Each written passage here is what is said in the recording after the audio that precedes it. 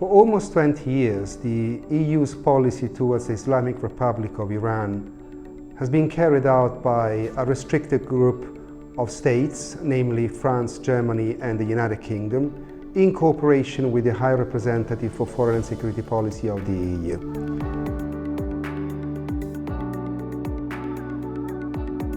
This policy has been based on three main components: prioritization, compartmentalization and multilateralization, which together make up the strategy the EU has been following towards Iran since 2003.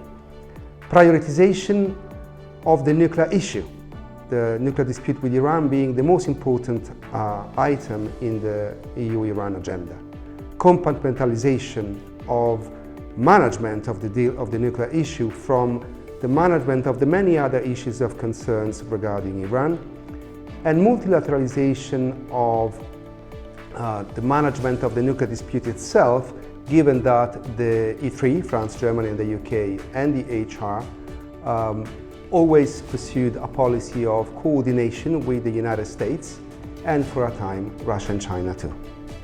The efficacy of this three-pronged strategy of the EU progressively frayed, however, under the combined weight of growing multipolar competition over Iran, increasing Middle Eastern tensions and the reluctance of EU member states to confront the United States. All dynamics triggered by the decision by former US President Donald Trump to leave the 2015 Iran nuclear deal or Joint Comprehensive Plan of Action.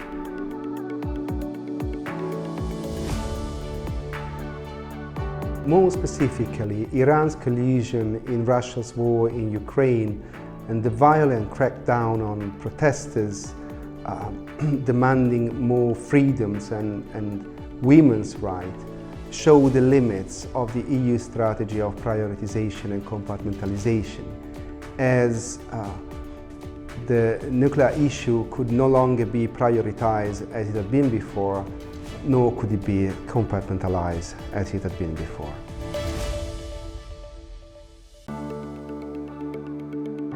With EU priorities with regard to Iran having shifted from nuclear proliferation and Middle Eastern stability to encompass European security and Ukraine security in particular, and human rights too, the EU approach has also undergone a reorientation from conditional engagement to confrontation.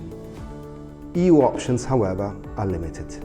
Pressure and economic pressure did work prior to the conclusion of the nuclear deal in 2015, but that was because the EU cut off a significant amount of bilateral trade and investment with Iran.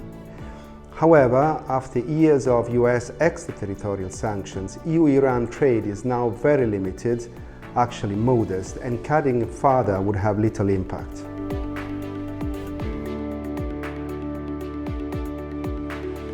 The EU could get more leverage on Iran by providing incentives. However, the political inexpediency of providing benefits at a time of rising belligerence on the part of the Islamic Republic greatly reduces the range of options potentially on offer.